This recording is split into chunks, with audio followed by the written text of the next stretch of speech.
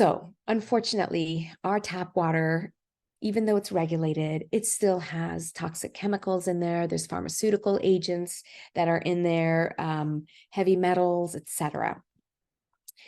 So people say, I'm going to go buy bottled water. Well, bottled water probably is less regulated. It's very expensive. I think there are estimations that it costs 2,000 times the price of tap water, and it's sitting in plastic. So that plastic is getting into the water that you're drinking. So it's a great way to introduce microplastics into your body, right? The best option is to take your own tap water and filter it, and buy the best filter you can afford. So I'm going to show you how to do that today using the EWG's web database, which is also going to show you actually what's in your district's water report. So here are some water filter comparisons. Here on top, you have an activated carbon, like those pitcher filters, reverse osmosis, and ion exchange. These are just 3 different ones that are being compared. Look at all the different contaminants, for example. Ion exchange does not take out very many. The pitcher filters actually does a pretty good job, but it's not as comprehensive as reverse osmosis. And this is just, a dozen toxins. It's not all of the toxins that are out there. So the highest choice actually is reverse osmosis. If that's not possible for you, then I would go with an activated carbon. Okay, so let's talk about reverse osmosis.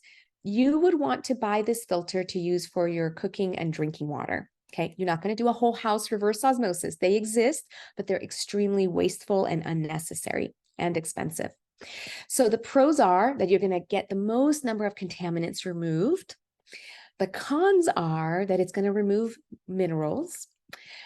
So you can add on a $25 remineralization filter to put calcium, phosphorus, and magnesium back in. You do have to drill into your countertop, although I do know of one product that's a countertop version where there is no drilling. I actually own it, and it's one of my favorites. It's by a company called APEC, APEC, countertop reverse osmosis. That one does not require drilling. So if you are renting or you're going to be moving, then you may want to opt for something that is not permanently installed. There is water wasted. So perhaps for every 1 gallon of clean water that you're getting, you may be wasting somewhere between 1.5 to 4 gallons of water. So if that's important to you, I mean, it should be important to all of us, when you're buying a reverse osmosis filter, look at the wastewater ratio. And then with most reverse osmosis filters, once the water gets filtered, it's a slow process. That water is being pushed across a membrane, and the water goes through and everything else stays behind. Then the water is stored in a tank that's lined with a rubber material. I'm not too keen on that. They say it's food grade. I'd rather just not deal with it. So there are tankless reverse osmosis filters where the water that comes out of the spout after it's filtered, you need to catch it into your own container. So I have giant glass containers with a spigot. That's how I store my water. And it's not that hard. And now I'm confident that my water is as clean as it can be. Activated carbon filters. This is like your pitcher. Again, using this for just cooking and drinking.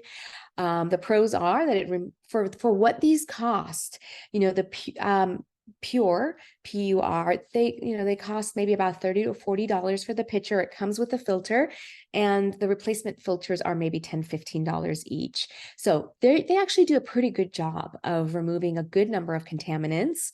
They're portable. When we camp, I don't have access to reverse osmosis filtration. I take my pure filter, unlike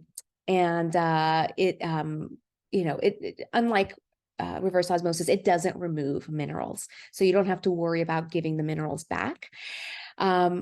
The cons are your water, once it goes through the filter, it gets into the plastic pitcher. So I just have a different container. I just put the filter part right on top of my stainless steel container when I'm camping, and I catch the water in that. And that's how we do it.